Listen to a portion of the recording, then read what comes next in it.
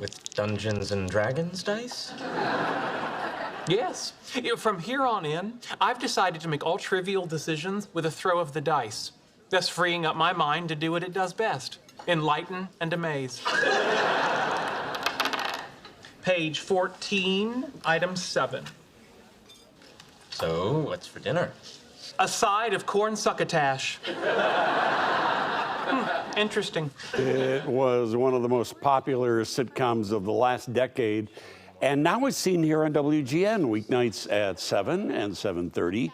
Now you can go behind the episodes of The Big Bang Theory in a new book that's out, written by Jessica Radloff, the senior West Coast editor for Glamour magazine. She was able to get the participation of the cast and producers and writers for her new book, The Big Bang Theory, the definitive inside story of the epic hit series. Welcome, nice to have you with us. Good morning.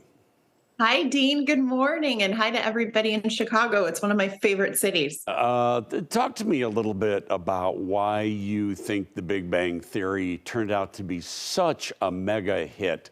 I mean, it just started off as a comedy about a bunch of nerds, really, but became so much more, didn't it?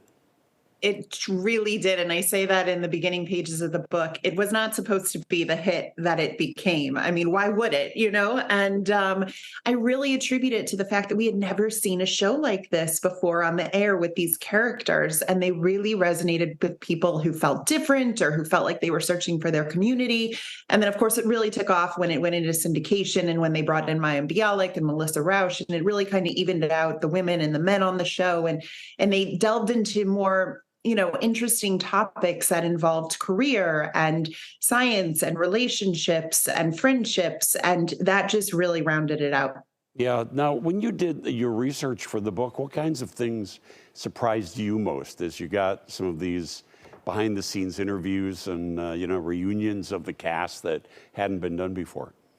Yeah, it's so interesting because Jim Parsons said this is the reunion. Even if they do something down the line where they all get together, he said it will never be in this much detail. And I believe him because he spent over 20 hours with me. But I was constantly shocked by the things that they said. I mean, this is the kind of stuff that you normally say for memoirs. And, it was about learning things like Kaylee and Johnny's romance off screen and how they hid that and then how they fell in love. And also, Jim Parsons deciding he was going to stop drinking when they did the second pilot because he knew that if this was going to go, he had to be healthy. Or, Simon Helberg's anxiety that he dealt with. I mean, there were so many fascinating stories behind the scenes that I thought I knew it all. And then I was genuinely surprised throughout the entire thing. Yeah, I was surprised at the on-screen romances or the off-screen romances that you talk about in the book. I hadn't heard about any of that. And some of the other behind-the-scenes stories as well, like a horseback riding accident that Kaylee Cuoco underwent, in which she almost lost a leg, right?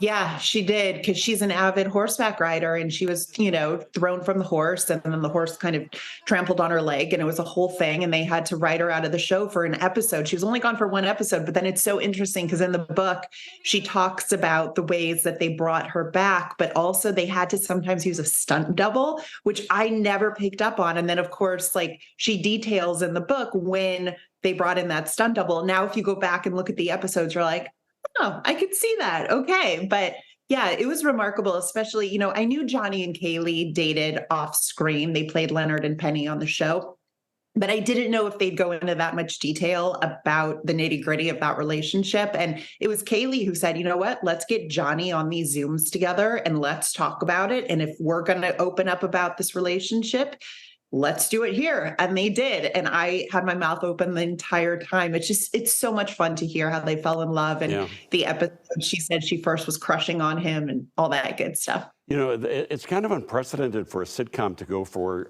12 years. Were they 12 happy years? Was that your sense after you talked to everybody, or were they ready to be done with it all? There was a mix, to be quite honest, and they go into great detail about the really difficult times throughout the book. I mean, the contract negotiations, they had never opened up before about that and how the show was almost canceled in season 10, and also how difficult the end of the show was and how do you bring that to an end. So Yeah, they were mainly 12 happy years, but that's high school times 3. And imagine how much drama existed in one span of 4 years of high school. But what's remarkable is how close they stayed throughout these 12 years. That's the thing I took away from it, is because, if they were to say like, oh yeah, it was sunshine and rainbows, I wouldn't have believed them. And they really went into a lot of depth about those difficult times. And it actually makes you appreciate that bond even more when you get to the end of those 12 seasons. So your sense was that they all liked each other, because I was going to ask you who was the big jerk, and the cast. Cinnamon the dog. Dino is Cinnamon the dog. Cinnamon the dog. Oh, come on now. All right. Well, I'll tell you one thing. After going through the book, I will never watch the show again the same way, because there's so many Easter eggs in this now that you'll pick up on when you watch the reruns. The book is out in paperback now, The Big Bang Theory, the definitive inside story of the epic hit series. You can see it weeknights at 7 and 7:30 here on WGN. Jessica, thank you so much. Really appreciate it. Dean, thank you so much. Have a good day, everybody.